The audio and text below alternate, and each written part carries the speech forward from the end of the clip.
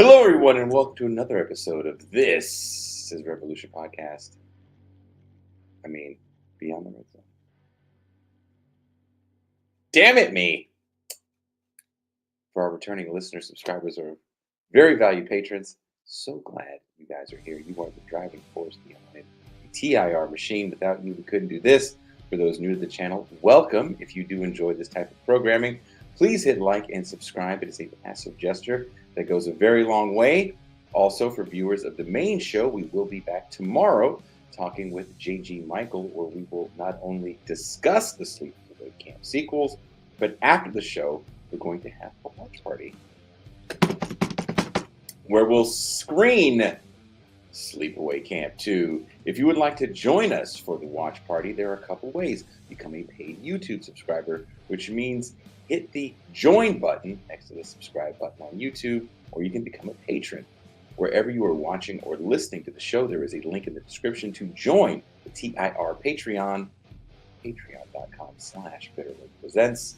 If you enjoy what we do on TIR and don't want to make the yearly or monthly commitment, you can get some sweet TIR merch.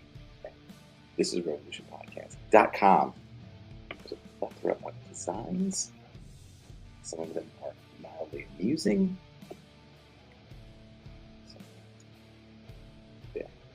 Now on to the show. Sports monopoly capital and the new enclosure of leisure. In the current climate of sports consolidation, one thing is clear. There is enormous and growing value in the ownership of sports teams, leagues, and increasingly the rights to stream their games as more people abandon terrestrial television and radio. Direct-to-consumer streaming platforms have become the primary means of engagement with athletics. This shift is not merely technological, it is a structural transformation of the sports economy, one that mirrors broader trends in monopoly capitalism. The rise of name, image, and likeness rights in college sports, coupled with the legalized gambling, has turbocharged the commodification of athletics. No longer just games, sports have become vertically integrated profit engines, where the athlete is both labor and brand, the fan is both consumer and data point, and the event is both entertainment and speculative asset. Under these conditions, mergers and acquisitions are not just business strategy, they are the dominant mode of survival for media capital. What is often missed in the breathless coverage of these deals is that sports serve a dual function in late capitalism. They are a tribal, communal ritual offering a sense of belonging in an atomized society, and they are a perfectly engineered platform for the extraction of surplus value from leisure. Streaming technology allows for unprecedented levels of surveillance. Platforms can measure every second of attention, every click, every moment of hesitation.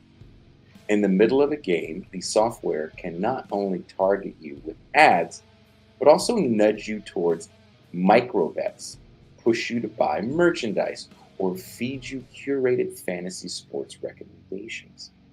Your fandom becomes a revenue stream that never sleeps.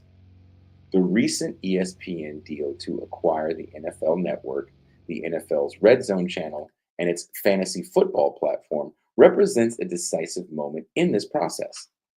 In exchange, the NFL receives a 10% equity stake in ESPN. This is more than a counter-sharing agreement. It is a structural merger of league and distributor. By August 2025, ESPN will launch its flagship direct-to-consumer service, offering all its linear channels, ESPN, ESPN2, ESPN Deportes, and more direct to consumers, bypassing cable entirely. This shift consolidates sports viewing under a handful of corporate gatekeepers. Once, the NFL's media assets were dispersed across different platforms, ensuring at least some level of competition. Now, a single corporate entity already owned by Disney will hold the keys to one of the most valuable sports products on earth. The logic is straightforward. Fewer players in the market means more pricing power, both over consumers and over advertisers. This is the old cable bundle reborn as streaming.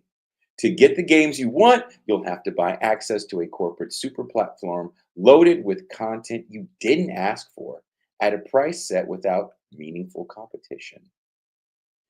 From a Marxist perspective, this is a textbook case of enclosure, not of land, but of leisure. Just as the capitalist class once enclosed the commons to force peasants into wage labor, today's media monopolies enclose the cultural commons to force us into commodified forms of recreation. Sports were once accessible through public airwaves and local radio. Even cable's rise in the 1980s left some games free to watch. But under monopoly capital, the free game is disappearing. Every interaction is routed through a proprietary platform where your data and attention are extracted as surplus value. The NFL ESPN deal also signals a deeper integration between the productive and circulatory arms of sports capital. The NFL produces the commodity, the game, but now it also holds a stake in its primary means of distribution. This tightens the circuit of capital, reducing leakage and ensuring that more value stays within the same corporate system. From the standpoint of monopoly theory, this is the rational outcome of mature capitalism. Capital concentrates, integrates, and centralizes to maintain profitability in a saturated market. The merger's biggest implications may not be in price, but in data. A single platform controlling the majority of high value sports content can integrate behavioral tracking, microtransactional betting, NIL promotions, and even biometric data from wearables into one seamless profit machine. Legalized sports gambling is especially potent here. What was once a separate vice industry is now fused with the game itself, normalized through broadcast integration. The fan is transformed into an always on bettor, their emotional highs and lows carefully harvested for profit. This is sports as platform capitalism, a continuous extraction process where your viewing is merely the hook. In Marxist terms, the fan is no longer just a consumer of sports. They are also an unwaged co producer of value. Every view, share, and online discussion generates free advertising. Every fantasy league stat, every bet, every social media highlight clip is unpaid labor for the platform. This is where NIL rights and influencer culture dovetail with streaming monopolies. Athletes market themselves, fans market the athletes, the platform markets both, and captures the revenue at every point in the chain. It is a self contained ecosystem of commodification where social relations are mediated entirely by the exchange of value. Now, why this matters for the left? Some might shrug and say, it's just sports. But sports are among the few remaining mass cultural experiences in the United States, one of the last venues where people still gather in public space, physical or virtual, around a shared event. Control over that space is not culturally neutral. It is political economy in motion. When a handful of corporations control access to these experiences, they don't just dictate price, they dictate the conditions under which we gather, the terms of our collective rituals. They can exclude, surveil, and commodify at will. And because sports are tied so deeply to identity, loyalty, and even local pride, fans are more likely to accept these terms than they might for other cultural products. For the left, this raises urgent questions. How can we defend public access to mass culture in an age of platform monopoly? Can we imagine a public option for sports broadcasting? What does solidarity look like when fandom itself has become subsumed under capital's logic? The ESPN NFL merger is not just a sports business story, it is a microcosm of the capitalist economy's current phase. It shows how capital, faced with stagnating growth and an oversaturated media market, turns to consolidation, vertical integration, and intensified data exploitation to maintain profitability. This is not inevitable, but it will require more than consumer choice to resist. It will require a politics that treats culture and leisure as social goods, not as private fiefdoms. Until then, the playing field is owned by the platform, and the rest of us are just paying to be in the stands while they mine us for every penny we're worth. To have this discussion with me, I have my partner in crime in the sports endeavors. Please welcome Macintoshes Reigns. Remember, everybody, free Luigi, free Luigi. Anyway, Jason, you need to fix your mic, man. Oh, that sucks. Apparently, you were very.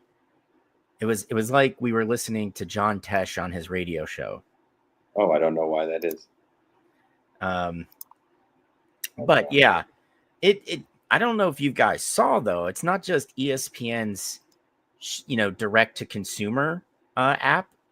You guys know they're running a whole other app where they share time with Fox Sports as well. Hey, is that better? A little bit, but why do you sound so like? I don't know. The settings are not right. Jason's mic switched because he was talking to Thoughts on Chat Roulette. But yeah, this is the kicker. They're running a co-sponsored app with Fox Sports 1 as well. So like ESPN's taking a big swing with this direct to consumer endeavor that they're finally rolling out. I have no intention of getting it. I have a friend that allows me on their YouTube TV family plan. So I can access ESPN through that, which makes me very happy. But I remember when ESPN Plus came out, and I'm sure a lot of everybody in chat does as well. That was ass. It's still ass. And I don't see them getting any better. But yeah, I think Jason hit the nail on the head. We're seeing this consolidation of streaming properties. I don't know if you guys saw, but the Skydance Paramount merger was approved. And then Paramount immediately went out and signed a $7.7 billion 7-year deal to broadcast all UFC events. We then saw ESPN essentially get WWE's premium live events to kind of carry their direct-to-consumer app. So we're seeing a lot of things change. And like Jason had mentioned, with ESPN purchasing the NFL Network, Red Zone, the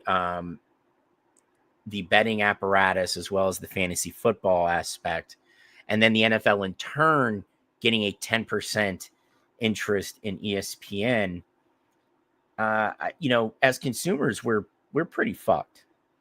That's right, Claw. Gotta rock Cleveland, man. But this sucks, right? Because we all thought streaming was going to be this great emancipation from cable, which with their carriage rights and when is Means TV buying up Beyond the Red Zone? Mercutio, let's face it, we don't generate shit, so no one's really interested in buying us. But the fact of the matter is we're going to get clobbered by this, because if you look at, we'll just use the Big Ten as an example, their games are spread out over 3, what do you call it? I guess apps. You've got Peacock for certain games. Fox carries most of them, and ESPN still gets a few, right? So me as an Ohio State fan, if I want to see them, destroy whatever MAC team they play early in the season, I'm going to have Peacock, right? For some primetime games, I'm going to need ESPN, but for the bulk of them, I'm going to need that Fox Sports app, right? Well, like someone mentioned, ESPN Plus went from like $5 a month to like 25 or 30. Like who does? Yeah, Drea, Amazon is getting deep into sports now. That's the scary part, right? Because it's allowed Apple to kind of step up. And, I don't know if you know, how many baseball fans have been paying attention, but Rob Manfred canceled the ESPN contract and is expecting to kind of set Amazon and Apple in a bidding war to get Major League Baseball broadcast rights outright rather than just a game, or two. But like this is horrible for the consumer because we, as sports fans, and let's face it, we all just enjoy watching games. I think everybody in here is guilty of watching like Tuesday night Maction on ESPN 8, the Ocho, or like a fucking, Thursday night Mountain West game. We've all done it. But like at a certain point, it seems just like everything else, we're going to get priced out of this completely. Because if you think the $30 price point is going to like be the full shebang with the new ESPN direct-to-consumer product, I think we're all supposed to know that, it's that's not going to happen. No, Red, you're right. As of right now, if you have access to ESPN through like a Disney Plus or YouTube TV, or I think they said DirecTV as well, you won't have to pay the extra, like the additional 30. Oh, dude, I mean, that's a thing, you're absolutely right. ESPN, Peacock, Paramount Plus, and Sling, like it's ridiculous, yeah, I mean, that's the things to hear. It's T-Mobile also had like MLB.TV for their subscribers as well for a little bit. But, it's only a matter of time especially as the MLS expands their footprint. As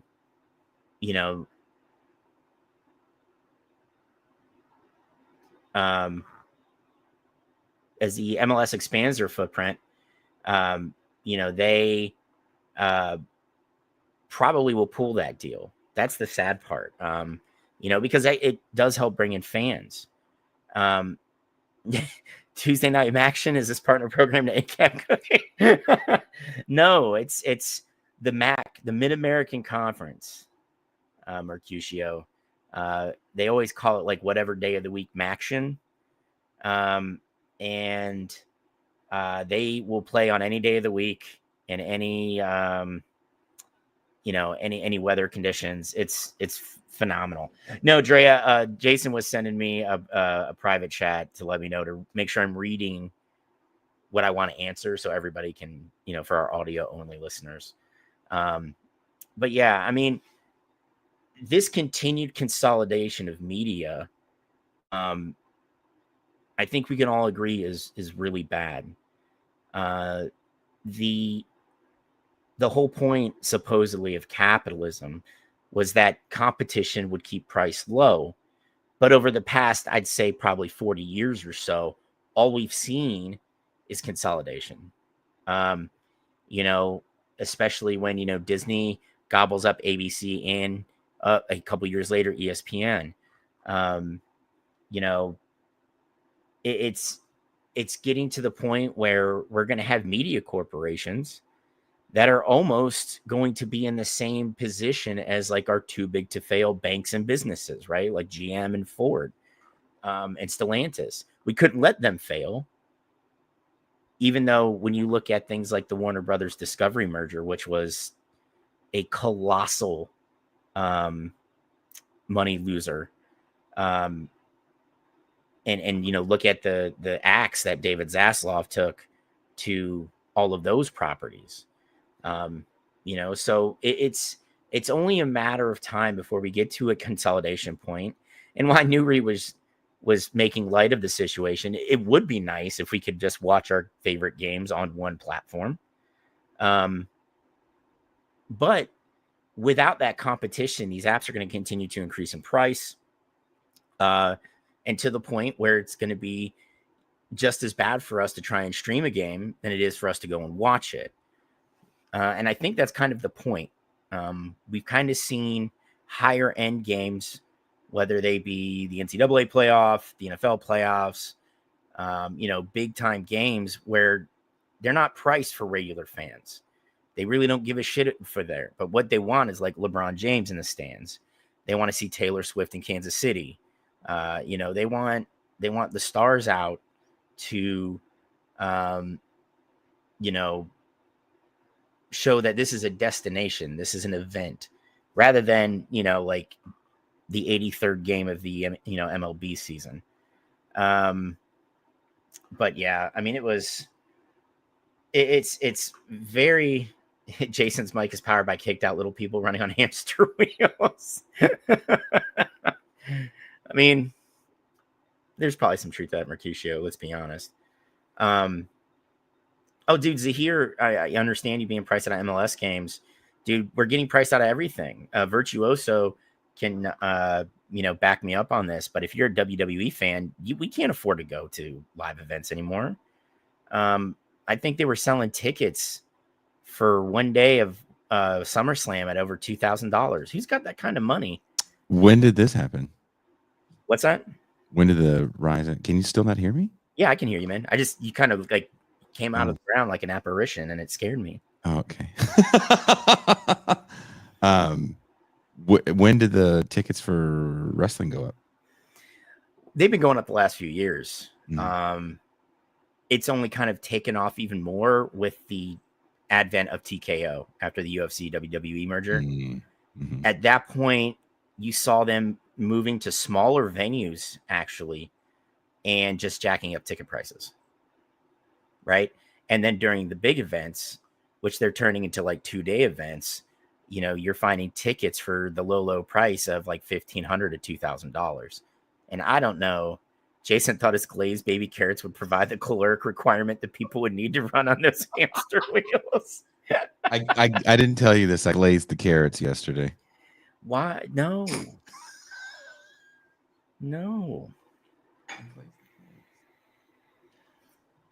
But it's insane what's happening with sports and commodification and this idea that everything is better with streaming, like everything was going to be better with cable. But dude, it was great when like Hulu first came out. You had 5 networks that all bought in, so you could watch all their shit on one space for like $5. It was phenomenal. And as they started to drop off, when they realized streaming was not as profitable, you end up with Disney and Comcast owning it, and then Comcast just sold their shares. So now Disney's folding Hulu into Disney Plus. Like it's ridiculous, man. Like, I don't understand, especially in this day and age, right? Where people are getting fed up with the high cost of anything. Things suck. Being able to watch like a show or a movie or a game is maybe the one thing that helps you keep your sanity at the end of a very long day. And they're like, yeah, man, we're going to start out at $30, but we're not going to raise the price. Wink, wink. And then next year it's 35, like they never just stay put. And it's because they know that they're producing content that people want. And let's face it, Jason, I think you'll agree with me on this.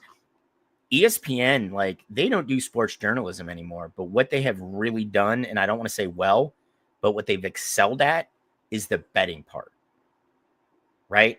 They have made ESPN the go-to for you to get information on your bets for the day or the week, right? It gives you the platform to watch said games. They have their own betting app, so you can cash out right then, and all on the same. You don't even have to open up another app, man. You're good to go. It's all right there. And I hated studying this when I was getting my degree, but this is vertical integration, right? This is vertical integration. We just don't control an industry We control all the sub industries that feed into mine. Mm-hmm. Right? This is Rockefeller and Carnegie. This is Carnegie with Steele, who's like, I don't want to just own the plants. I need to own the railroads that my product flows out on. I need to own the railroads that bring in all the natural resources I need for my steel. Not only do I need to own those railroads, I got to own the cars too. Right? Like this is everything. We're back to the Gilded Age of American capitalism. It's just in a digital form. And I'm not going to say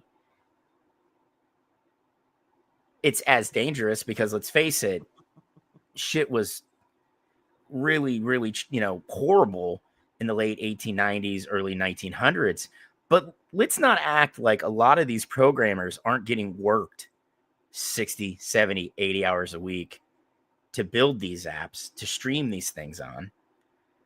And they're under crunch time because it's like, hey, man, sir, we need 2 years to get this done. Well, you have a year. It's fucking ridiculous. It's just digitized, abusive, exploitive capitalism all over again.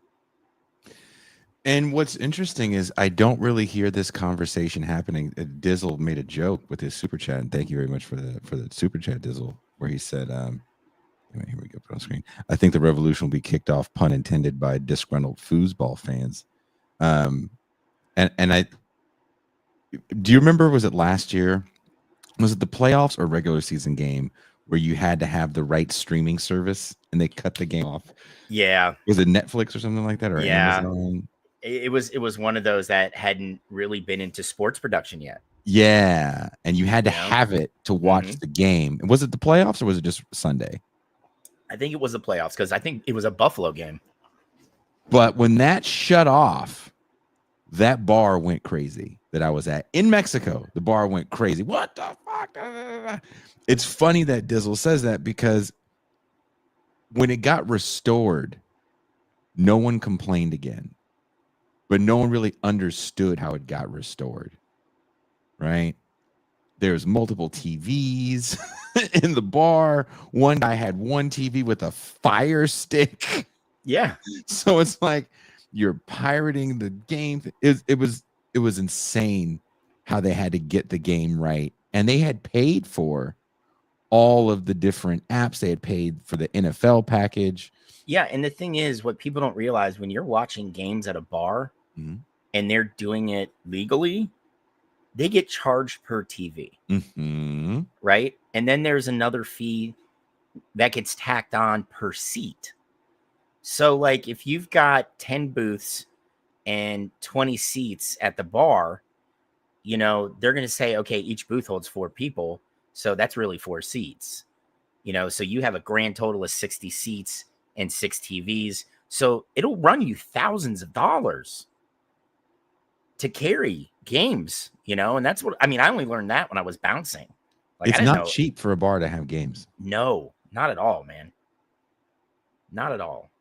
And the thing is, it's like,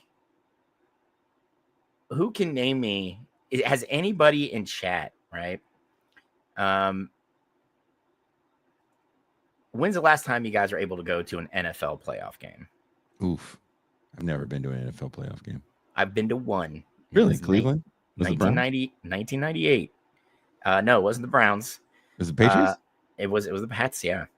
You went to Foxborough, or was it somewhere closer to you? Yeah, it was Foxborough. You went to Foxborough? Mm-hmm. 98. Don't tell me who they played. 98 was the year. Who won this? Okay, the Broncos won that year. Mm-hmm. Did the Broncos beat the Patriots in New England? Yeah, spanked them. But yeah, man, was that Drew Brees or Drew Bledsoe? Yeah, it was my boy Drew. Yeah, it was the big Drew, or as I like to call him, the Mountain. Drew Bledsoe again. The Broncos beat him. Was the first round? Yeah. But yeah, man. I'd say probably after 9/11, like the average fan was priced out of playoffs, right? Mm-hmm. And I'd say after probably 2011, the average fan was pretty much priced out of the game, period. That's the sad part, right? Like, we can't really afford to go to the games unless we save for a year, like, well, hun, I'd like to go to an NFL game this year. Oh, well, we have 2 children. I know. So that's going to be about $600 in tickets. Oof. Then you got to think, what's going to happen at the stadium? Kids are going to get hungry. So naturally you're going to get food, right? That's a $10 slice of pizza and an $8 pretzel. How much is a beer? $13. Oh, stupendous. Like, it's just, it's ridiculous. Like, we can't afford to go. And that's honestly, it's kind of a bummer, right? Cleveland, shit, NFL tickets now cost as much as a 4-day trip to Tulum or Puerto Vallarta when you add in parking and food. Raphael, you're not kidding. That's the sad part. On. Yeah. That is the sad part, right? And the thing is, it's like football was like the blue collar sport, right? Like, you had the Black Hole in Oakland and Los Angeles, the Dog Pound in Cleveland. Yeah. You had the Green Bay fans for the Lambeau Leap, right? And are those things there still? Sort of, but it's not the same, man. It is not the fucking same. And I would even put money on this, guys. And I hate to say this. If Haslam gets his way and the Browns really move to the burbs, I don't think the Dog Pound's going with it. I just don't.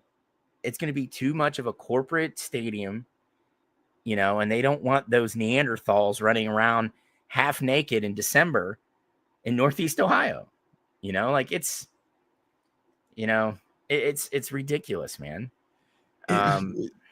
What happens though when I guess I want to ask our European friends that watch the show, or our British, I don't want to say British, our Irish friends that watch the show. I'm not trying to get stabbed. You will too. Nuri has shown me. Yeah. Like, he'll shank you. He's not above shit out of me for saying that. Just the fact that it accidentally fell out of my mouth like a Skittle, just to stab me. Stab. Didn't that happen with soccer in the UK? Yeah, I mean, I've seen, like, when you talk Premier League, it's all pretty pricey. But I still think there are league rules that, like, mandate certain. Oh, dude, Ken, if you've not seen 9 Inch Nails and you're going by yourself and you plan on taping a camelback bladder to your lower back so you can get in and having your own drink, I would definitely go. All my friends that went said it was a great show. Yeah. It's phenomenal. On this very tour that you're talking about, Ken. Connor said I have a ticket stub for a World Series game in 2004. $150. Holy shit. Damn. Who's the 2004 World Series? Was that Miami? Was it the Marlins? Yeah, I mean, that's the sad thing, Lefty. Like, premier games shouldn't be out of the people's, ability to get tickets. These teams, grew up around towns where that was the town's identity. That's why you have so many people that, determine whole relationship groups based on who their EPL team is. Now the Mighty Mighty Boss Tones, Lost Boys, and the Irish are coming for Jason. Like, it's one of those things where we talk about sports, but also live music is extremely out of reach for most people. We did a show with a band called Will Haven. They're very working class guys that lived with some of the Deftones dudes, and they would tour with the Deftones, but the Deftones had label support. Yeah. And Will Haven didn't. And so if they were able to scrounge enough money to get out to Europe and do a run with the Deftones, it's great. But you kind of have to follow that up with another tour, and they had to go to work and pay rent. And that's just an example of a band. But on the flip side of that, so what does that do to music, right? It closes it off for the average person to get involved in the industry, and really leaves it for a certain class of people that have the money to go out and fail. And then for fans of music, who can afford to just go to a local bar? Because there's not even, I mean, you live and work in a town that used to have a music scene. Aren't those places all gone now? It's gone. And that's the sad part. Like, I could see Smile Empty Soul in Fayetteville, North Carolina. Like, I thought that was really cool. Mm-hmm. That was an MTV band. Yeah. You know, now, like, I don't mind being the old guy at the ska show anymore because I only paid $15 to get in. It's the only place you're going to go for a $15 show. Yeah. You know, like, I saved my money so my son and I could go see Metallica. And I told him, Bud, this is a once in a lifetime thing. And you saw the pictures. We were up there. Yeah. You saw the video I took from the Wu-Tang show. I was in the very last fucking row against the wall. You know, like, the days of me being able to, like, get sweat on by the artist, I know those are over. I'll never be able to, you know, to pay those kind of rates, man. And that's the shitty part. Like, I know we're kind of off topic, but when you, like, I think you really hit the nail on the head when you said it makes music only, you know, accessible to certain people. Like, we won't see Wu-Tang again. Like, that'll never happen. Mm-hmm. You know, and that sucks because you had all these just very weird dudes from New York City that got together and arguably made the best hip hop album ever. And now there's no fucking way that would happen. No way. No label rep is going to go to find them, you know. Yeah. You have to have followers already. You have to have a built-in audience already. There's no more artists. To give you an idea on artist development, I saw this thing. I didn't share it with you. There's this woman who's one of those people that existed in the industry there's these things called development deals that used to exist, where, let's say I liked you, I'd say, Mac, here's a development deal or a production deal, and we're going to set you up with a producer, and we're going to set you up in an apartment. And for the next 3 months, or depending on when this was signed, a year, you will record every day. You're going to work on your craft. And if we hear a single, we'll sign you to a deal, and we'll push it and all the other stuff. But until then, we just want to develop you as an artist. We'll give you dance lessons, media training. And again, we want you to work with a producer of our liking. And they were called development deals. They used to be pretty common. They don't have them anymore. So this woman was talking about getting offered a development deal years prior, and she ran into the same record exec at a big time exec party, and the exec remembered her. And she's like, oh, remember you were going to sign me to development deal, blah, blah, blah. The guy's like, yeah, I really liked you. Are you still doing music? She's like, yeah, I'm still doing music, blah, blah, blah. And he goes, well, we don't do development deals anymore, but check this out. We own The Voice. So go do The Voice. And that'll be your kind of entry. Wow. He goes, you don't have the followers on social media. And because you don't have the fan base, it's not really what we're looking for. But if you go on one of these singing shows, and she was like, that's beneath me. I don't want to do that. But that's artist development in the modern era. Yeah. And that also kind of explains what we're talking about here with this monopoly capitalism. So you're under the guise of the people you're watching on the show that get promoted to the next level are just hopefuls that stood in line and tried real hard. And now a lot of these people, and I hate the term industry plant, I don't believe they're plants per se, but they're people in the industry that, you know, well, how do you do on The Voice? How do the people respond to you? Yeah. And if people respond to you, maybe we'll do something for you. Like, that's insane. And the fact that that person had she was already kind of in the industry milieu. She wasn't just a regular chick at a party and handed a demo to somebody. Like, a lot of things had to happen for her to be in the industry, to be in the party, to be in the room with these people. So what I'm saying is it's just cutting so many people off. Yeah, I mean, Mr. Crash brought up a good point. It's not just needing a single anymore. Labels want a TikTokable single. And I hate to point this out because I think she's phenomenally talented, but Doechii is case in point. right? Oh yeah. Her music went wild on TikTok. She self-produced 2 fucking EPs. And then once her shit went viral on TikTok, she immediately gets signed to a label. Right? Mhm. Again, she's phenomenally talented. Mhm. Right? And I'm sure she's pretty rad. But like, that sucks, man.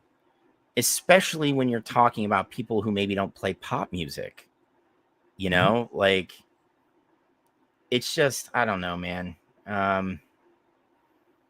It's upsetting to see, you know, and somebody brought up a point where, pricing people out, like, you think that's a bad thing. That's the thing, though. That's not how these freaking people are.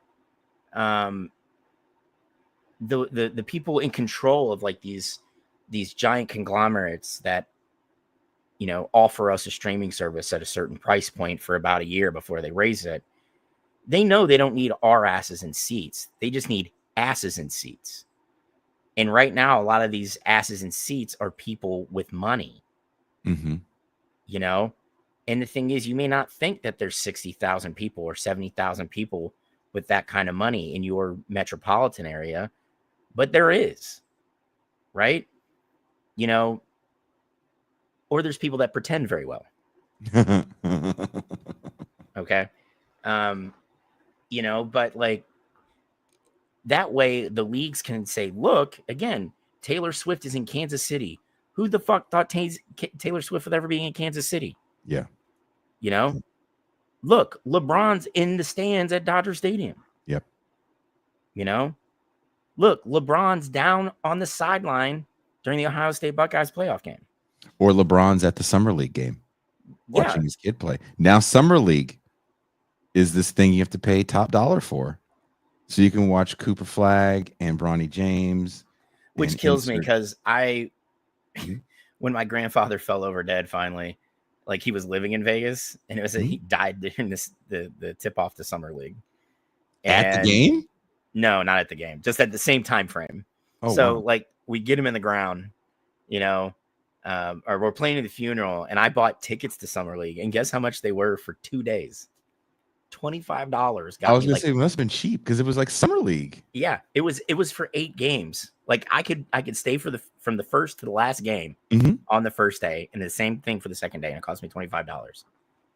Because it wasn't this money-making thing for the league. It was just like, oh, whatever, it's Summer League. Now you have to broadcast it. Oh, yeah. You have to report from it. But that goes back into this idea that everything we do is content. And it's kind of, I think it's hard for some of us to wrap our heads around, especially us older folks, because there is a moment where we switch off. we're not constantly trying to create. It's like, no, everything you do is going to be mine. And the thing is, if I want to create, right, like it's going to be something I want to do. Like, am I writing a book? Yes, I'm fleshing out the ideas. I'm interviewing some folks. This is going to be a years-long process, but I genuinely enjoy it because I'm being creative. It may not ever turn out to be anything. A fucking book rep might be like, dude, this fucking eats dick. No, I will never publish this. Right? And I get that, but I'm enjoying doing it now. I don't need to make money off it. I just miss doing something creative. It's nice. Do you know how pumped I was? I got a new tattoo Friday, and Bailey designed it and came with me to get it. And everybody at the tattoo shop loved her, which was great. And the artist tried to like change it a bit. I'm like, nah, dude, I just want to keep it as is. My kid made it. And he's like, oh shit. I was like, don't sweat it, man. It's not a big deal. And it was like, that's creativity. That's art to me, and having my daughter there, that's fucking rad as shit. Like not everything. I hate the fact that we've hit this point because so many people are struggling that they turn to, turning their hobbies into the hustle and they're not fun anymore. It's a job. I don't want my hobbies to turn into that. Like, not to say that I'm good, but I enjoy playing video games. And someone's like, would you ever do it on an esports team? I'm like, no. 1, I'm not that good. 2, that's work. I don't want to play video games for work. Like my son, Jason, this pissed me off so bad. He plays everything on the hardest difficulty. And I'm like, why? Because he gets so mad sometimes, and I make fun of him for it, even though I did the same thing when I was younger. And he's like, you don't know how hard this is. This is so hard. I'm like, turn the difficulty down. He's like, that's chicken shit. I was like, dude, I play video games to relax. I was like, I'm 43. I don't need my blood pressure to go up because I'm playing video games. Okay. Like, I do not need to do that. Mhm. All right. Mercutio said, another thing I heard was that sports venues are moving towards being cashless, which makes me think they're getting shifted to a clientele that buy things on credit cards or through apps. Mercutio, they're not just going cashless. Guess what you can do at a lot of stadiums now? If you download the team's app, you can order your concessions, Have it brought and they'll to your just seat, bring them to your seat. like where the Niners play. Yeah. I mean, there's a reason for that, right? And that reason is back to what I said in the intro, which is we can see how you react in a game. Oh, the weather is this way. This is when people want beer. Let's hit them with the beer reminder. Yep. Or let's hit them with the whatever reminder. And I'm getting all of your data from everything else you're doing and constantly selling that. Yep. So another big thing for me that is also being tracked that people don't really think about is your mood. And how do these things start influencing your mood? And how do we let sports influence our mood? With gambling in sports, you're really controlling one's mood, because now so much is riding on these games that just would have been something a friend watched with a friend. Yeah, I mean, I hate that somebody brought up, I think it was Red Dogra, said that it's funny that we're talking about this because all the Detroit-based sports teams play on the FanDuel Detroit Sports Network. Like, Jesus Christ. I mean, how much farther down the rabbit hole do we have to go to just finally say this is bad, right? Especially with how easy it is for people to just place bets. You've got an app that's directly linked to your account. It's 3 a.m. I'm in the mood to bet. What do we got? Oh, here on Fox Sports 2, we've got badminton in Beijing. Okay.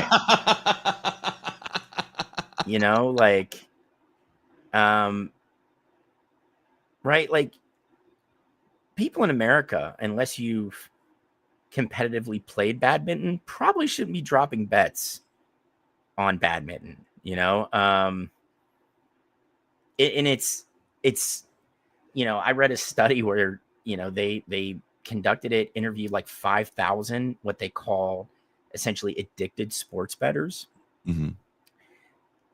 and essentially this group of sociologists and doctors said that gambling will be at an epidemic level by like 2035, which is frightening. I mean, right? Where is it now? It's just so common that I don't think people think they have a problem because there's so many vices. I was with Ben earlier today, Ben Burgess. We were talking about this. Whose vice is just slinging that big dick around. His vice is I still haven't told him, by the way. I can't. I was about to tell him the day, and I was like, nah, just keep it going. Old long dong Ben, man. Gambling, hard drugs, like everything is so easily purchased that you can't really see the problem. Like, how do you see gambling's a problem if it's just everywhere? It's so ubiquitous. That you've got like FanDuel and ESPN bets on billboards. That was the thing about teams in Vegas. We can't have teams in Vegas. Why? Well, because gambling is a problem. There's multiple teams in Vegas, but gambling is a problem everywhere. Yeah, I mean, and that's the thing. Like, I didn't see any kind of, really pearl clutching about East Coast gambling in Atlantic City. That's got a close proximity to New York. And I'm saying this as someone whose favorite baseball team is under a dark cloud because one of the best closers in the game and one of our relief pitchers are both being investigated for gambling on games, right? And I was like, well, maybe there's nothing to this. Well, the state of Ohio Sports Gambling Commission is now investigating. And I'm like, you guys are fucked. This is going to be our first introduction into our new legalized sports gambling age of players betting on games and what the punishment's going to be. Right? I don't know if you've been paying attention. Old Johnny Mateer, he's the guy that transferred from Washington State down to Oklahoma to play quarterback. Well, it's come out. Somebody leaked a bunch of screenshots from his Venmo that is him paying for allegedly betting on some games while he was a player at Washington State. And he's like, no, man, it was just a joke between friends. Well, sorry, bro. I don't know, man. And the thing is, there's no real enforcement arm for the NCAA for players that do participate in sports gambling, whether on their own games or on other games, right? Mm-hmm. So what's going to come of this? We are really in uncharted waters right now because what was MLB's rules before? Lifetime bans, baby. Shoeless Joe Jackson, we know you can't read. We know that you had a great World Series. But this racist-ass commissioner we just picked up off the federal bench said that, you know what? Your team did it. You're guilty too. Lifetime ban. Mm-hmm. Pete Rose, whether you like him or not, finally copped to, yeah, I bet on our own games. Lifetime ban. What he is had it to going to die be? to get in the Hall of Fame because No shit. But what's it going to be when you have a player that gets busted for gambling, but what's on all the digital ads around the stadium? Dude, it's all DraftKings. It's all gambling. DraftKings, MGM Bet, ESPN Bet. What's some of the other ones? FanDuel. Dude, right? Everything. And if it's not that, then it's fantasy. The prop bets really changed the game, in my opinion. And we've said this before on the show, and I think it bears repeating, that once you integrated the fantasy aspect into just spreads, and now it's like, oh, well, someone's going to throw for so many yards and get so many completions and touchdowns. It's like, dude, that's way more interesting than the spread. Yeah. I mean, Virtuoso, why are people my age to blame for Vegas tourism money drying up? Let that place be the next Atlantic City. Teach these big league teams a lesson for moving there. F that overrated place. Here's the thing, and this is kind of like an aside to what we're talking about. I don't know if you guys saw, but there was a study done that apparently millennials are the hardest drinking generation, even more so than baby boomers, even more so than the greatest generation, which I call bullshit that we drank more than them. I'm not buying it.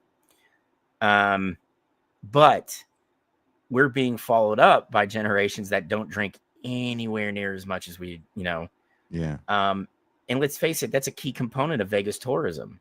Get you fucked up, get you sat down in front of a slot machine or a table, and let's see what kind of money we can get out of you. Yep. When you're not intoxicated in Vegas, that place kind of sucks. Wow. You guys are so mean. I fucking hate it there, man. I lived there for a short time. Well, you don't live there anymore. I don't. So don't defend it. It's not that bad. It's kind of a lot of fun. There's always a buffet. Have you ever gotten steak and eggs for $5 at 3 a.m? Nope. Yes, I have, at a strip club. What's up? Well, that was a cover charge. There's no cover charge for steak and egg place that was open when my ex got off work at 3 a.m.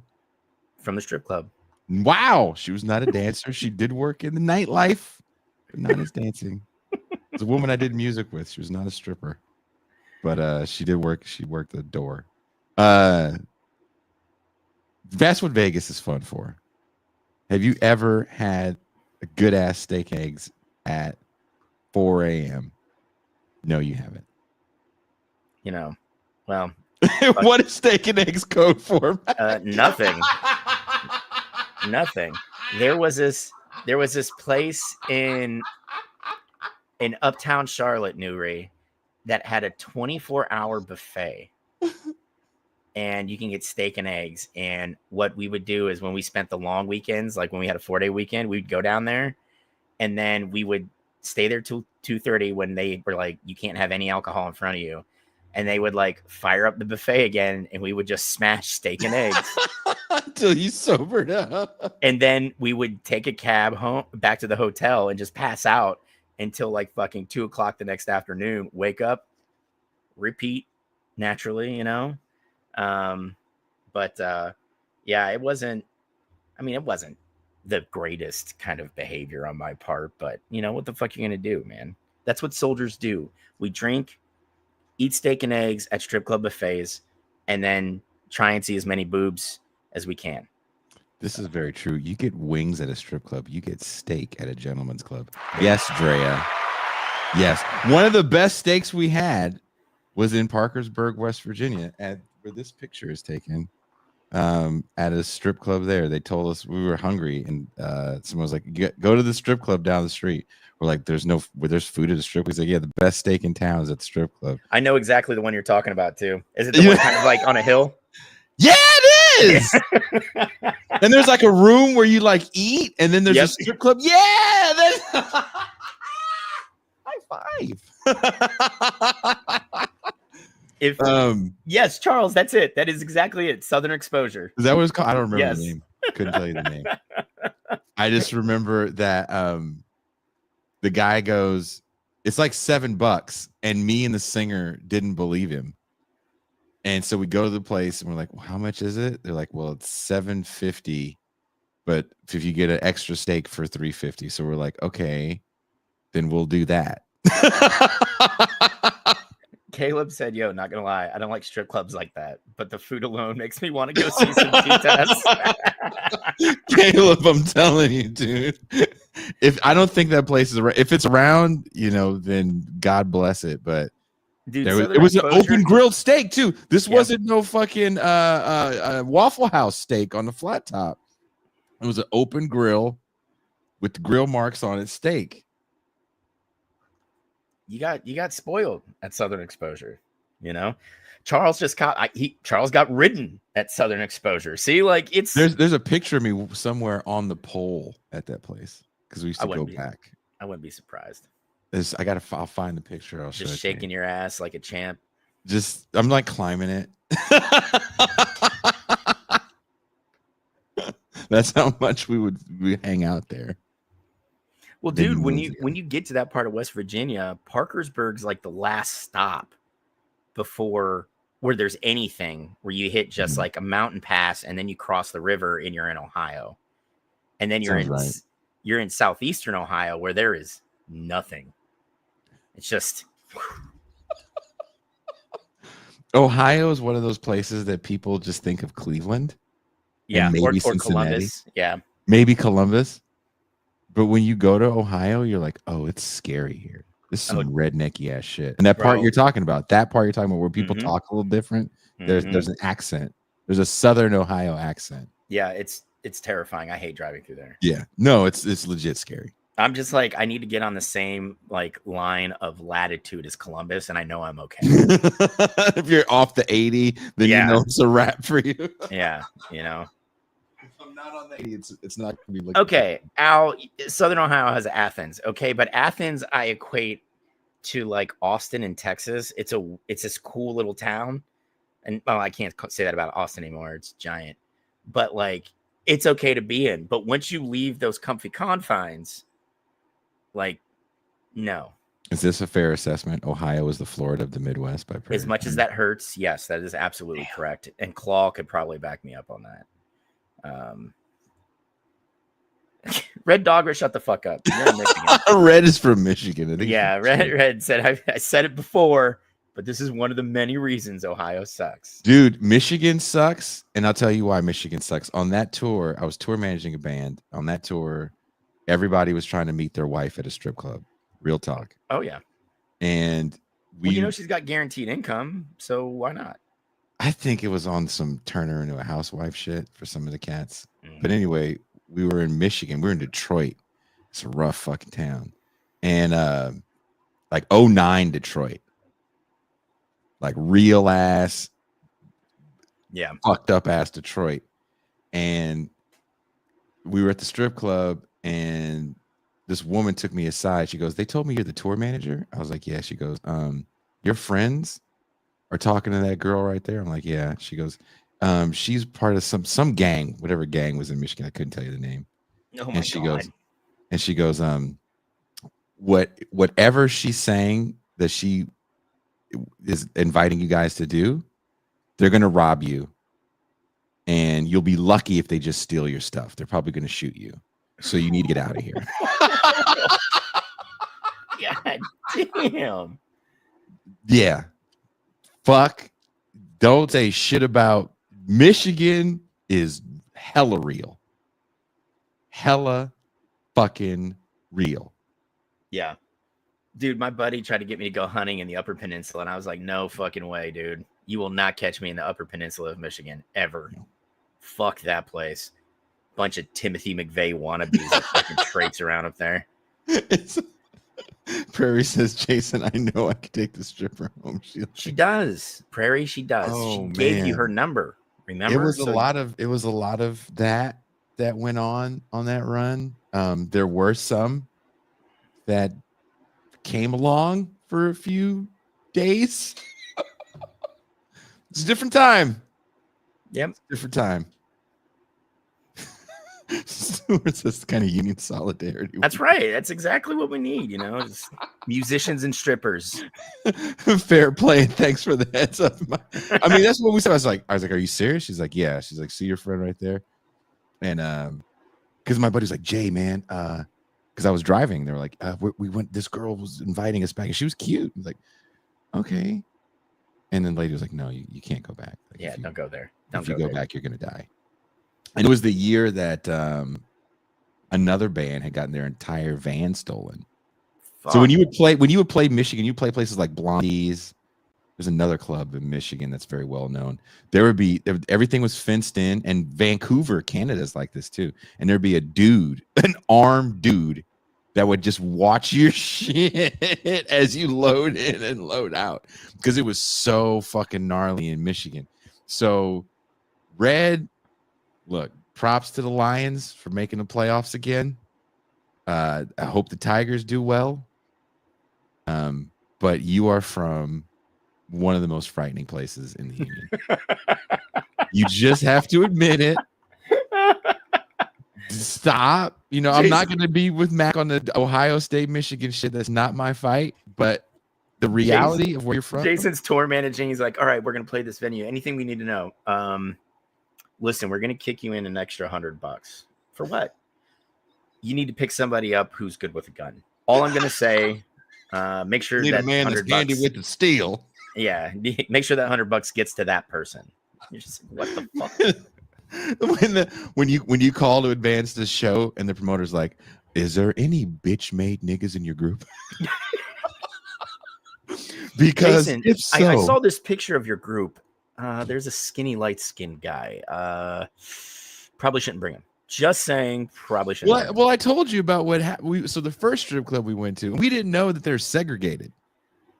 So the first strip club we went to was a black one, and the singer of the band was a very attractive, tall man that was like fit, and he changed his shirt, right?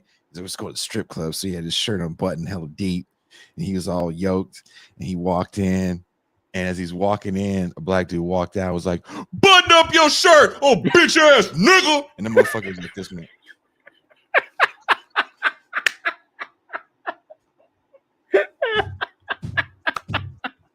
It was the most unnecessary shit. I was like, "Where the fuck?" When I walked in, and there was just this big ass, just the largest black man I've ever seen. He had a bulletproof vest on and guns.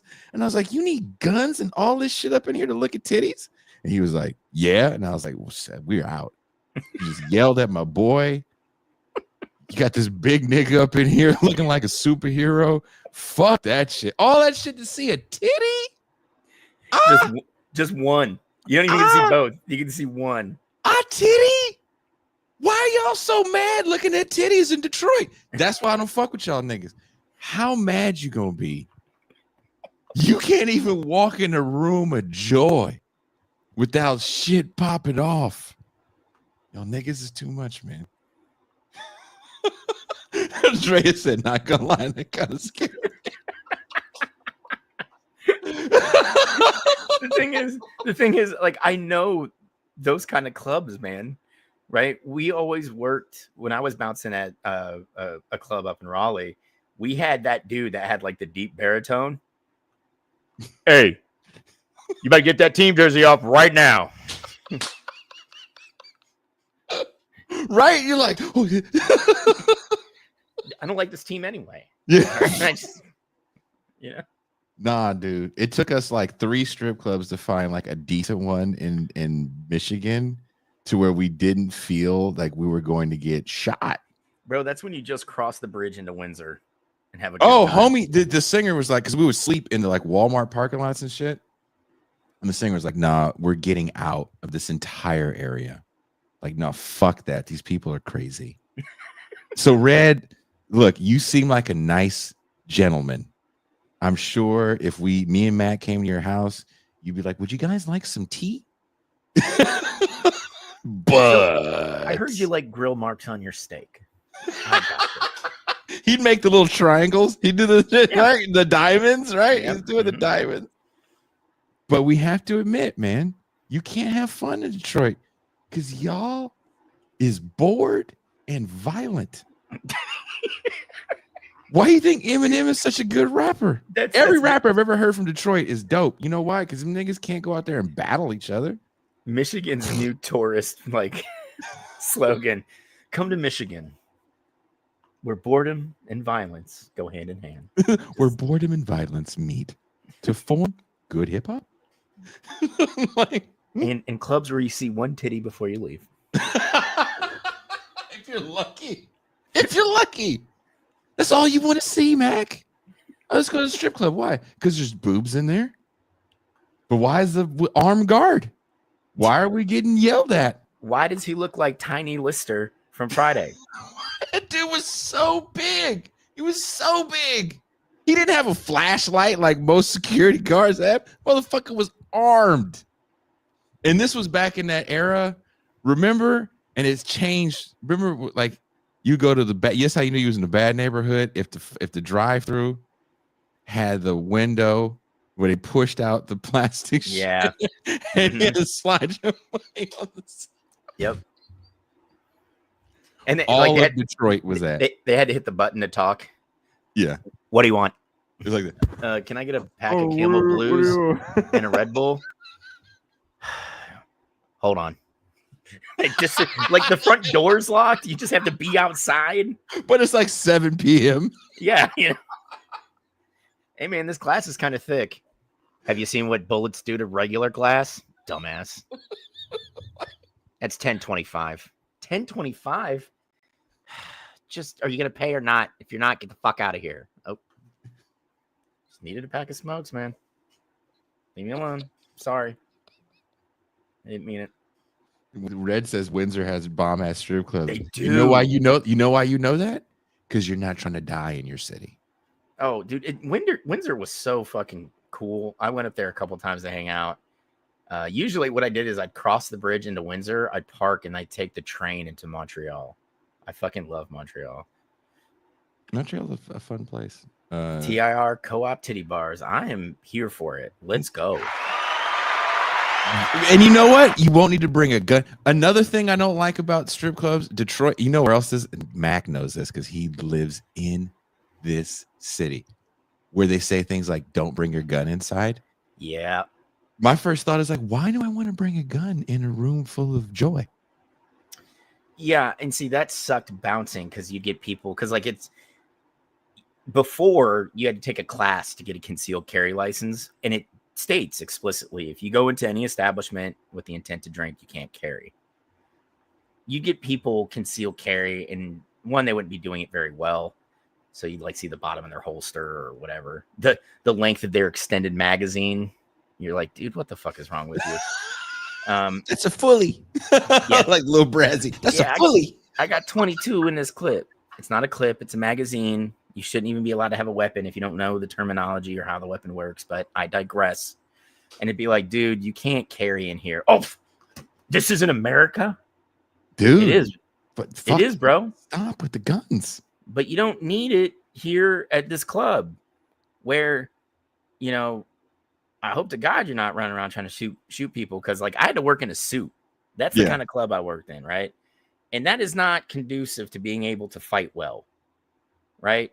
And Kush, you're not kidding. They are always hot and sticky inside. I don't know what it is. Can I tell you a funny story about saunas, gay people, and strip clubs, and me and tour?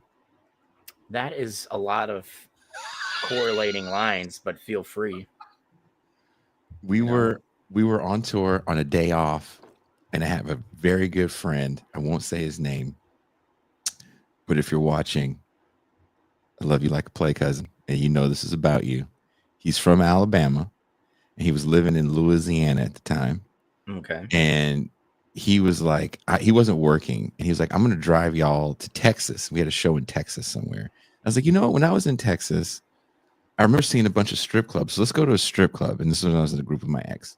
So it was me, her, and him. And we're looking for strip clubs off the side of the freeway in Texas.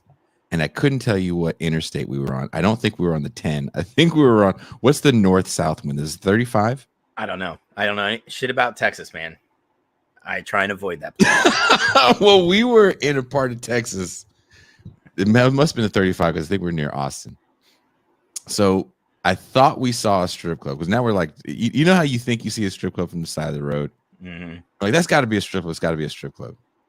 And so we get out and walk in the door, and our friend is like super nice guy, but he's like hardcore redneck. You know the kind of you know what I'm talking about, right? Mm-hmm. Dip, yep, Confederate flag tattoo, the whole nine. And we walk in, and it's like, this is the weirdest strip club I've ever seen. What is with the saunas? Why are there all these pictures of men on the wall? And as we were walking in, and I'm like, this is so weird. Why did they give you towels? And why am I getting a container to put my clothes in? and so the guy behind the window that gives you the towels, and you pay him to go into what we thought was a strip club, but obviously it is a bathhouse for men. We saw the sign for men. We thought, yeah. And the guy looked shocked because we had a woman with us. And so he's like, and the guy's like, and I'm like, well, we just want to pay. And our friend is like getting mad because he wants to pay to get into the strip club. And I looked and I was like, time. And I realized where we were. And I grabbed my ex. I was like, we have to go. And so she looked up and she saw the pictures of the dude. You know, it's like one of those things where there's pictures of just buff men, oiled. Yeah. All together. Maybe like wearing some leather. Like it looks like a place Rob Halford partied at. Oh, Rob Halford totally glazed more than carrots in this place. And we grab our buddy, and he's like, what the fuck, man? And he's mad. He's like, what the fuck is wrong with y'all? And we're like, we're just gonna walk to the car. We're walking to the car. And we didn't realize, I forget what the name of the place was. It even had one of those names that if you didn't know, you're fucking stupid. It was like, it was called the manhole or something. Yeah, like the butt mine, the manhole. It was just a picture of two fingers like this. The docking station. It's like, why didn't I realize? Like, what's so weird? What does this mean? and he looked back, and when he looked back, like everything hit him. It was like the end of Usual Suspects. Yeah. It's just the detective, like, Yeah, he just stared. Mac, he was just in the parking lot staring, like he realized who Kaiser Soze was the whole time. It was Kaiser Soze that was fucking you in the ass. just sees like a really stereotypical gay guy walk in with some swagger, and he's like, wait a minute. Oh, shit. Prairie said, I think Jason is describing a cheesecake factory. New read, Dick Fingers Penis Emporium.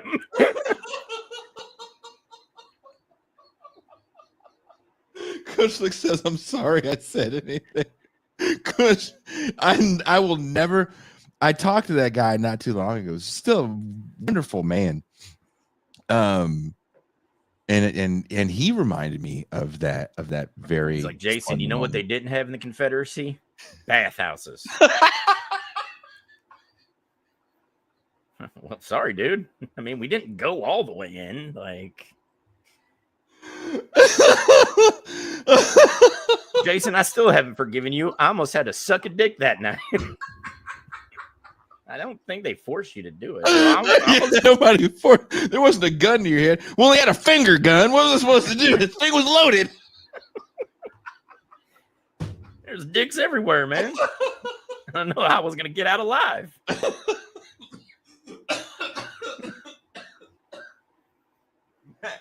Mac, we laughed all the way back to Louisiana because just the look of what the fuck. It really was that scene at the end of Usual Suspects. Mm-hmm. So it's Skokie. I mean, that's the thing. Like some of those things off the side of like major highways when you're doing long drives, you're like, man, I could see some titties and like get a sandwich. That sounds great. Mm-hmm. Mm-hmm. And then you get close and you start looking around and you're like, I might get shot if I go in here. Or yeah. I'm probably not going to see a titty here. There's probably going to be some dick everywhere. There's going to be some strong men in here. Yeah. Just waving around elephant trunks, you know? Yeah. Like, and now I'm a cock tease. Like, oh, wrong door. Wrong door. You paid a cover to get in here, but yeah. It is the right door. You knew exactly where you were going, and nobody's got a glass of water for you. When I was in Vancouver, I had met a couple Army buddies that moved up there after they got out, and we got just fucking lit at like noon on like a Tuesday or Wednesday. And they were like, let's go to this titty club, right? And I was like, sure. You know, I'm down. Canadian titties are great too, right? Keep in mind, they haven't really ventured more than like a couple blocks in Vancouver. Mm-hmm. Beautiful city. Oh, dude, amazing city, right? Mm-hmm. But I'm like, you guys live 2 buildings down from each other. And I'm like, yep. And I'm like, you haven't ventured like more than 4 blocks from your apartment. They're like, why would we? The food's great around here. Like, we got great bars. You know, like if I really wanted to go see the Canucks, I can just get on the bus or the train. Like, he's like, I'm good. I don't have to go anywhere if I don't want to, you know? And I was like, oh, that's great. So he sees the name. I can't even remember what it was, but we get in the front door, and keep in mind, like they have like the person that like takes your cover. And then there's an actual door that you have to like open and go into. Mm-hmm. Right. And us 3 walk in, and the dude behind the counter just kind of looks at us really weird. And he goes, baby, I don't think this is what you're looking for. And I'm immediately like, you know what, man? Thank you. And I put like $5 in the tip jar, and I start walking. And my buddy Owen's like, well, why not? Isn't this a strip club? And the guy just goes, do you like dick? And Owen's like, no. He's like, sometimes I don't even like mine. And he's like, then this is not the place for you, baby. Sometimes like, I don't like mine. Oh, okay. The self-dick shaming is fucking awesome. Yeah. The thing is, poor Owen got caught in a IED blast, and it took off one nut. Oh. So he had a nudicle. I'm sorry. A fake nut. And it's got a name? Yeah. Why is the name so adorable? Oh, I don't know. He had one in like implanted, but his body rejected it.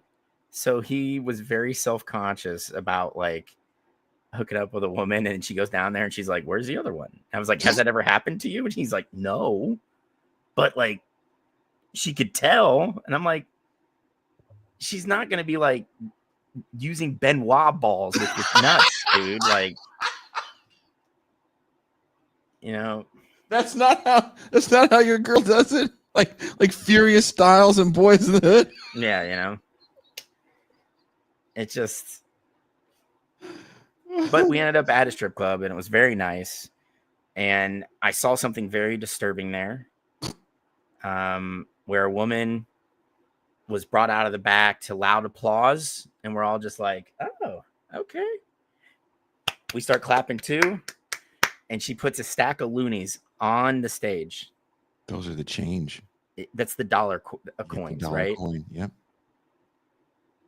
And she squats down on it, No. picks them up, and Nope. then drops them one at a time. And the dudes were fighting to get these coins one at a time off the stage. And I'm like, that is in no way hygienic at all whatsoever. It's not hygienic. You know? Loonies.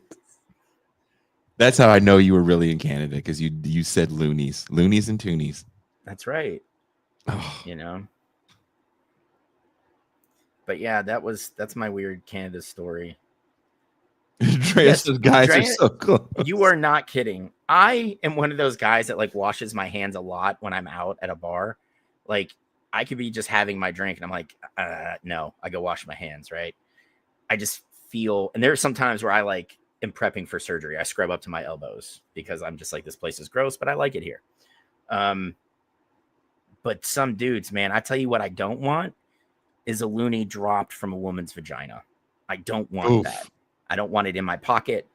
I don't want it in my hand. I don't want it in a piggy bank. I don't want that. I'm good. I mean, was it impressive? Piggy bank. You know, was it impressive to watch that kind of vagina control? Yes, it was. Dude, that's like some of the coolest shit. Yeah. I don't want that coin in my hand. Nudicle? It was a nudicle? It'd be more Neuticle. Enjoy your one-nutted disgusting titty bar. Hey, Kush, I'll send regards to Owen. Like, I feel bad for the guy, because I mean, look, that's got to be some weird shit. Tupac had one testicle, not forever, after it got shot off. Yeah, also, I mean, he got his testicle shot off. I mean, and that's the thing, like, bro, my balls are so big, one got shot off, and like, look, everything's still functioning because that dude was fucking, like, that's what he did, you know. I don't have anything to say about the prosthetic testicle. I felt bad because like when your body rejects something, and it doesn't even just have to be like a fake testicle, it could be like an artificial knee or you know, joint or whatever, it leads to a really gnarly infection. Right? Because your body is just attacking this site where this artificial thing is, and it's not paying attention to everything else. So that's essentially what happened to the poor guy. Like, he had to go get like IV drips of antibiotics for like a week, you know, like, and then he had to have something else because his body got just crushed by all these antibiotics, you know, like he was in the hospital for like almost a month, dude. Damn. And they're like, we're gonna have to take it out. And he was just like, oh. One of my brothers had a friend with one testicle. He named him Cyclops. It's mean. Was he born that way, like Lady Gaga, or did he get his shot off? And who's shooting nuts? Who's skeet shooting balls like this? Bro, that was my biggest fear, right? Was IEDs, because they blow up. Oh. So like if you're sitting in a vehicle or if you're walking and you hit one, your lower extremities take the brunt, right? And I was always like, dude, man, if my dick gets blown off, like, and I told my boys this, you just shoot me, just end it. And then I had this guy named Dallas Haggard's like, well, hey man, didn't you see that guy? And he was from Southern Ohio. Didn't you see that guy that like they regrew a dick on his forearm? And I'm like, that took like a year. I got to walk around for a year with a dick on my forearm? No. They regrew a dick on his forearm. They did. They literally tricked his body into reforming, like growing all the tissue. The only thing that they had to like manually do was the blood vessels that actually carried blood into it. Wait, so he had dick arms? He had a dick on his arm, yeah, for a year while it grew. Like a little dick? Well, in various stages as it, you know. Was it like Wolverine? Like no, he couldn't retract it.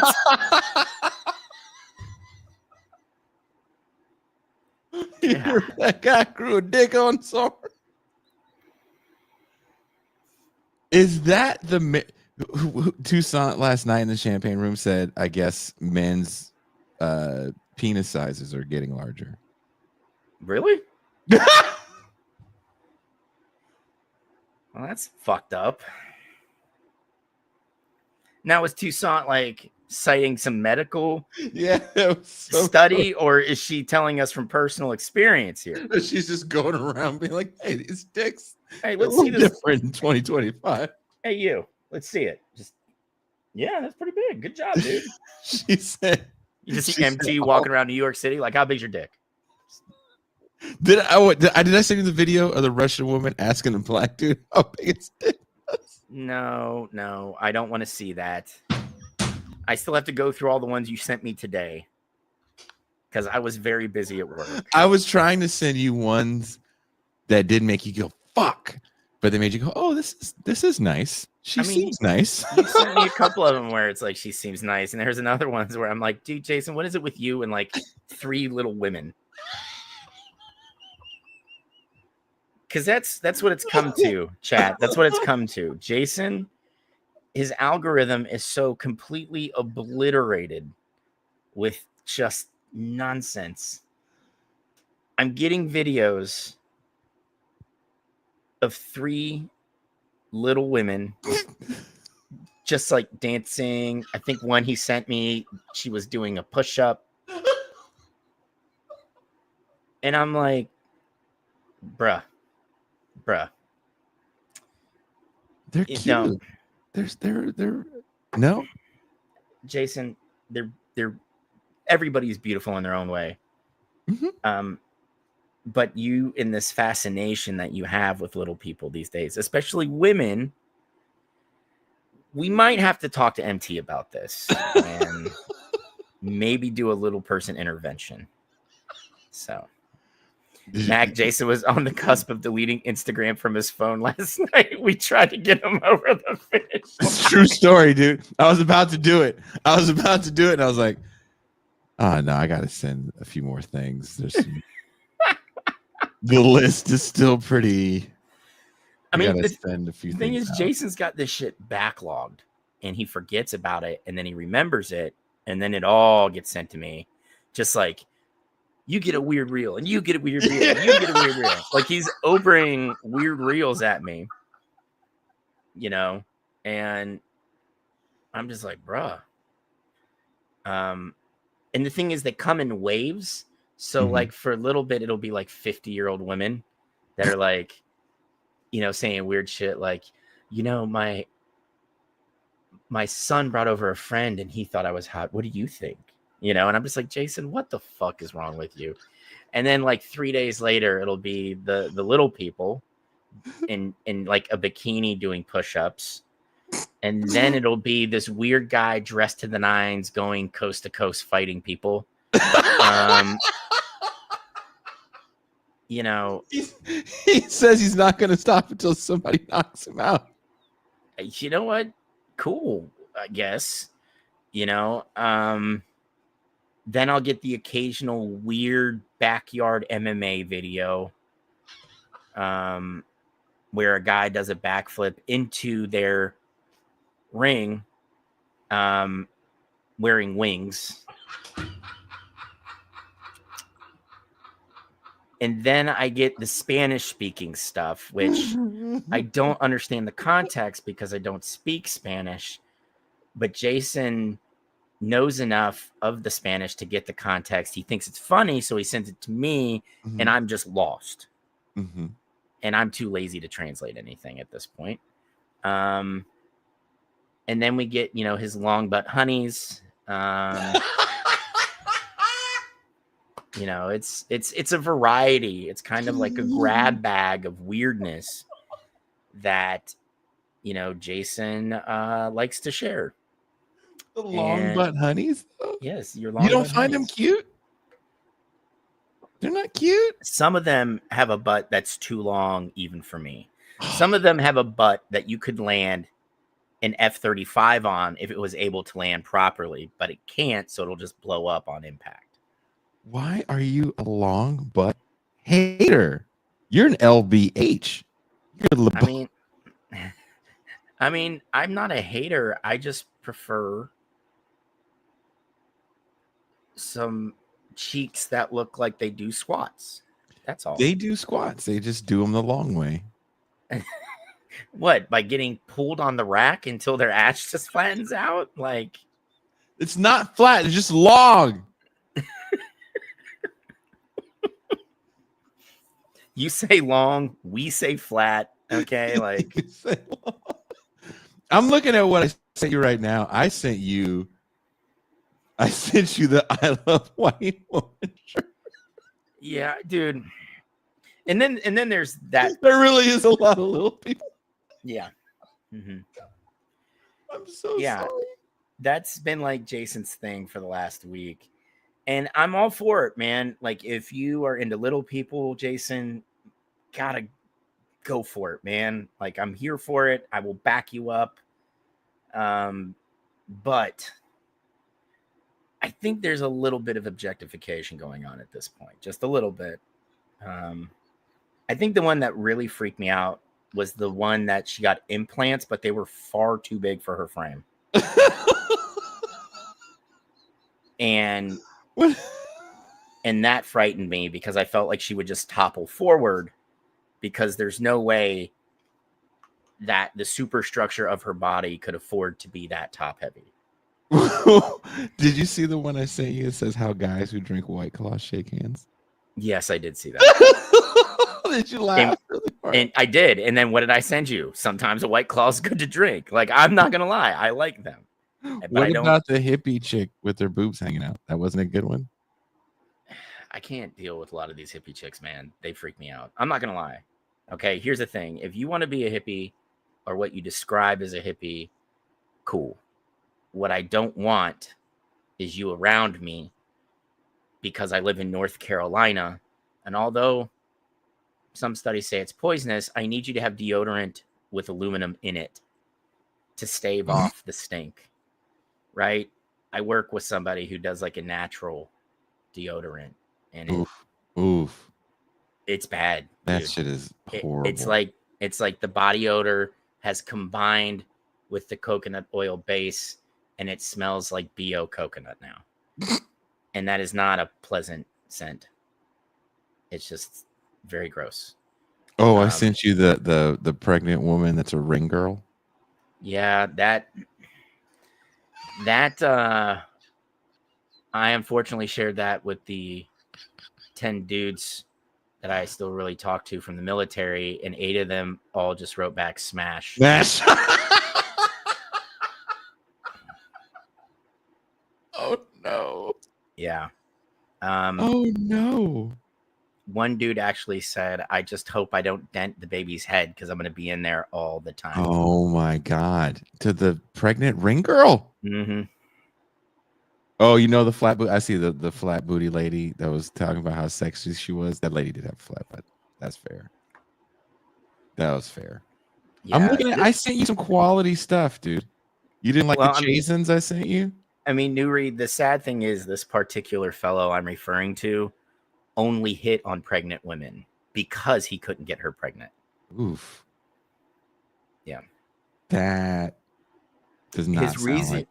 His reasoning was only quitters pull out, and my mother did not raise a quitter. Whoa. Mm-hmm. He was interesting because we would do like squad nights out, and he would show up to the bar with like a pregnant woman. And I'm like, wow, that is okay. The guy sounds like he likes all the drama. Oh, dude, my favorite was when we all went out and he brought a woman who wasn't pregnant. We were all very proud of him. We clapped the whole bit. And then they disappeared for about a half hour. And he was like, yeah, man, I just watched her pump breast milk. It was pretty cool. Ew. Yeah. And we're all just like, wow, man. I sent you the greatest one of all time. You didn't even respond. Where the rapper said that he got a scholarship to play. Oh yes, drums. dude. I could not deal with that shit, man. You know, that drove me nuts because even the host was like, "You're full of shit, dude." The look on his face was I'm like, sorry, what? Yeah. Okay, Drea, you're right. That guy was kind of a weirdo. It was a low, but I look at it this way: his bar is buried essentially. So, like, this clip is sports related, and it's the only one we're gonna play tonight. And you have to tell me, explain this to everyone. This is a clip of Oscar De La Hoya. Oh God. And he sounds a little unhinged on this clip. Yep. He says he's never had a problem, but Never. he went to rehab. Didn't have a drug problem? No, hell, I don't. No, I So- don't. Look, actually, I'm gonna give you the exclusive now. I was going through some turmoil back in the day, and it's no secret. I mean, rehab and this and that, but not because something was wrong with me, because it was planted from certain people in higher power positions. I don't know what you're saying. Well, let's just keep it that way. So it was all orchestrated. Okay. Okay. Back in the day, I was married, this and that, and one day I get home at 10 o'clock, a little tipsy, whatever. You're going to rehab. And then there's people, lawyers and this and that, driving me to rehab that same night. It was just, it's a long story. Right. But it happened to be that week of Mayweather, which was orchestrated by certain people who had certain interests in that big fight. So you're saying you didn't have a drug problem? No. Later on in that interview, that same host was like, but you said that you had a drug problem. And he was like, nah, never. And it's like, bro, Mr. Crash. Mr. Crash said the Venn diagram of dudes being into pregnant chicks and dudes who don't like washing their hands is a circle. Fuck. You having an unnatural allegiance to losers is not like you. Yep. Damn. Mr. Crash, sound reason. And I'm going to say I agree with you. I don't think I ever saw that guy wash his hands. So, but yeah, De La Hoya. Virtuoso said De La Hoya still has cocaine residue from the 90s stuck in his frontal lobe. Yeah, Oh like God. you cannot say this dude did not have substance abuse issues. Like he totally did. I mean, what is one of the comments? I didn't have a problem with cocaine. My ex-wife, business partners, and lawyers had a problem with me doing cocaine. And that's the truth of it. That's the best comment. You guys got to think that man had the golden goose of boxing in his stable as a promoter, Canelo Alvarez. Canelo could go out there half drunk and still generate $600 million in revenue from a pay-per-view, right? Like he's that guy. And he chased off Canelo Alvarez. Like, how fucking stupid do you have to be? I don't fucking get it, man. I don't get it. That guy looks like someone you could catch secondhand cocaine from. Secondhand cocaine. You're right, Prairie. You're right. God damn. That guy looks like he took a bump in the bathroom before coming on air. Fuck. You guys are so mean. It's Oscar De La Hoya. It's the people's champ. I made that up. Yeah, I was gonna say what people. I totally made that up. Yeah. What was his nickname again? It was a Golden Boy? It was the Golden Boy, It yeah. was a Golden Boy. Yeah. That's a hokey nickname. And the thing is, he was like, I'm Mexican American and Mexicans love me. And every Mexican I've ever met was like, fuck him. Yeah. He can suck a dick. That guy is about as Mexican as my sheets. Damn. You know, like. What if my sheets were made in Mexico? Yeah. Red, I think Bud Crawford could beat Canelo. I love Bud Crawford. The thing is, if Bud Crawford beats Canelo and becomes the undisputed champion at 168 pounds, Crawford is going to have done something that many fighters can't do, which is jump up, you know, not one, not two, but 3 weight classes to become an undisputed champion. But as much as I love Bud Crawford, he is the most boring man I have ever seen speak in public. He's ridiculously talented. He may be one of the finest boxers to ever put on gloves. Mm-hmm. But put that man in front of a microphone, you're going to take a nap. He's so boring. Is that the new young person right now, though? What's that? Is that the new young person right now? Like, I don't know. want to Bud's say been, anything to me in Bud's trouble. been, no, he just has never been very marketable. You know, like you should see like face-offs. He's just kind of like no shit talking. They're like, yeah, Bud, hey man, hey Terrence, hey, what do you think about, you know, your opponent? Oh, he's a good fighter, man. He's a really good fighter. You know, champ, couple weight classes. You know, I got to be on top of my game, and you know, hopefully pull out this dub. And you're just like waiting as a boxing fan for him to like talk some shit. And he just doesn't. Yeah, but isn't that like his thing? Like, he's part of a new generation of non-shit talkers. Dude, he's the only one. Because when you look at like Gervonta Davis, like Bud Crawford to me is like a Japanese fighter, Mm-hmm. right? Like in Japan, Bud Crawford would be wildly popular Because he's Here so in the- respectful. Yeah, here in the United States, unless you're into boxing, you don't really know who Bud Crawford is, you know? Yeah, Dr. Smurf, there's been some, but like, I think it's a lot of it is this is a big ticket fight. It's going to be on Netflix. This might be the most watched fight ever. And they need that play to get people, to watch the fight that are maybe only casual fans. You know, casual fans will watch Canelo. Yeah. Because they know Canelo, right? Canelo like packs people at the bars. Yeah. Yeah, you know, like Canelo moves the needle, so to speak. Mm-hmm. Canelo, I really see him eventually stepping foot in the ring with Logan Paul for just that big ticket single shot fight, you know, where he's going to clear 300 million at the end of the night. Jake Paul, as much as I detest the man, is at least trying to get ranked to fight for world championships. I will give him credit there. I still think, fuck him.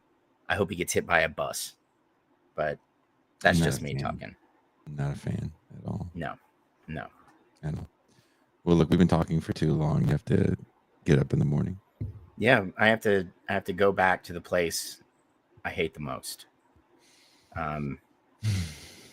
I told my boss a few weeks ago I have more stress now than I did getting shot at and blown up in Afghanistan. And he goes, that's fucked up. And I'm like, isn't it though? Isn't it? Then you should when your boss says something. Okay, so I lied because then I have to show you this. This is you at work. No.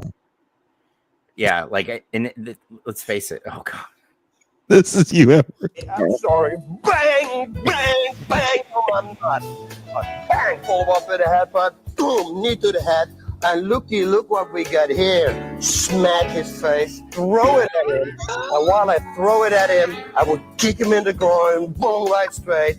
Okay, I'm sorry. in my head, that's what I'm doing to my boss all day. With Sade playing in the background. Oh, dude, with Sade. Must have been an angel by my side. Yeah. You know? Oh Oh my god. That's you. That is literally you. You are boss rooting going to work tomorrow. And in between ass whoopings of my boss, I'm going through Instagram, checking all the reels Jason sent me. That's what I'm doing. That's a good. I didn't send this to Mac though. If you guys are wondering if I sent that to Mac, I did not send that to Mac. I don't want to show you exactly what I sent to Mac because I don't want the stream to get pulled down. Let's just say he's not lying. Yeah, if you want to see a yoked little person with some implants do some push-ups, Jason's your man. He is your man. You're like, where do you find these? I'm like, I don't know. Yeah, Jason's just done at like answering that question. He just goes, "They come to me." They do. They just arrive. You know, they just arrive. Like, did you see the one where it says, "What's the dog's name?" Poodle ears. What? You didn't see that one? No. Okay, hold on. Oh God. This is so people are gonna be so mad. This one? Oh yeah, I did watch that one. Some guy walked past me and was like, "Oh, nice spaniel ears," and I was like, "Sorry, what do you mean? What nice spaniel ears?" Yeah, I'd never heard that term before. Me neither. You've never heard of spaniel ears? No. Newry, have you heard of spaniel ears? Newry says Jason is. I'm your algorithm. Yeah, I mean, I'm terrified if I just like went to like the search bar of my Instagram based on what Jason has sent me. It's just going to be a mix of spaniel eared titty women and little people doing push-ups and women with long butts and horchata cannons. Like that's just. There's a lot of horchata cannons I've been sending you lately. The horchata cannons have been filling the algorithm. I'm like, Mac needs these to get through his day. Mac needs these. And the thing is, it's like I'll be like busy and I'll get like 5 minutes and I'm like, oh, my phone pinged. Oh, God damn it, Jason. You're like, oh, fuck, it's just Jason. Here we go. Oh, it's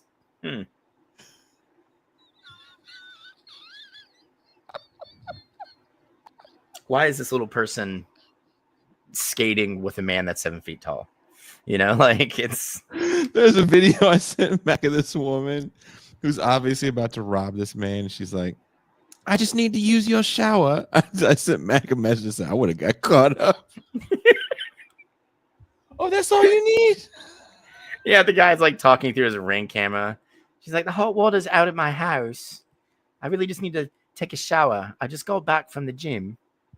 Oh, yeah, no. Oh, you're going to be like that? Yeah. You know, like, not letting you in my home. House.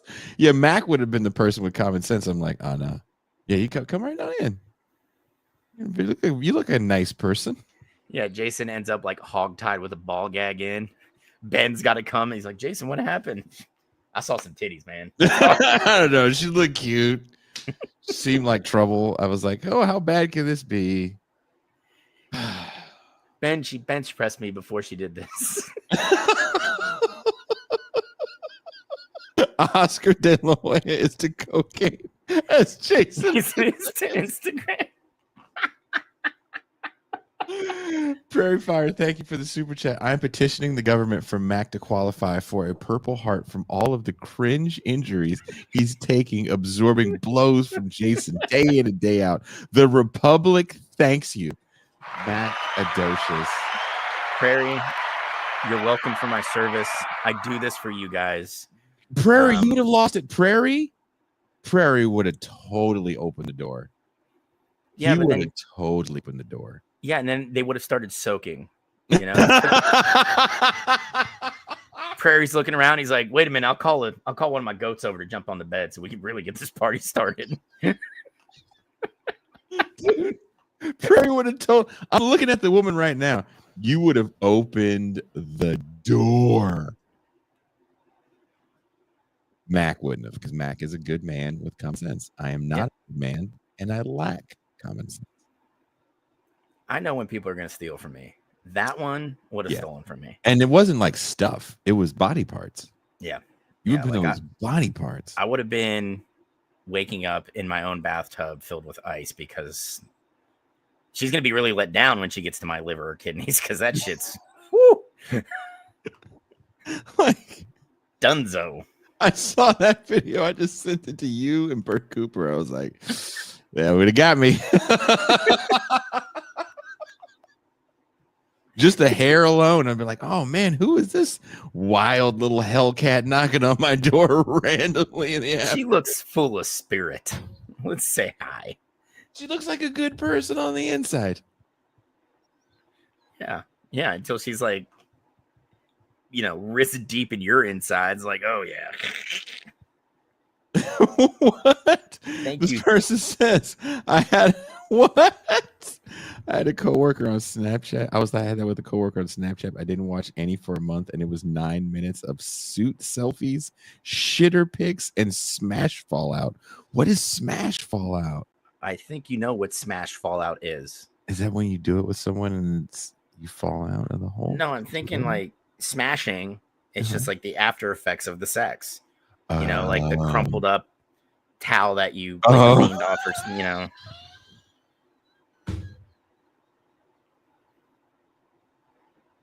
Jason, it was like some guy go. She's like, "Is it in yet? What do you mean, is it in yet?"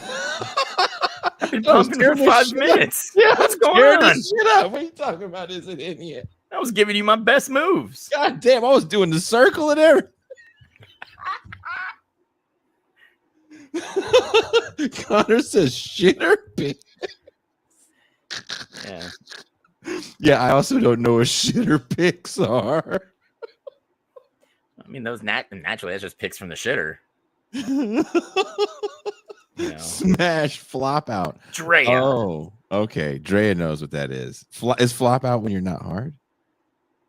Oh no. I don't know. I I hope just no one- assumed fallout was when you just thought you were destroying it, and then reality comes crashing down. Yeah, him sitting on the shitter, legs akimbo. Oh, Sentinel, I'm sorry that happened. Oh, Sentinel, that's. Why? Jason follows a torta into a construction site and walks up a girder being raised by a crane. Like he's a bad Looney Tunes cartoon. Just Jason. Woo! Bye, Jason. All right, we have to go. Thank you, Mac. Have a good night. I'll see you soon. And thank you, everybody. I'll see y'all tomorrow. I love you guys. Thank you for another great night. We are out.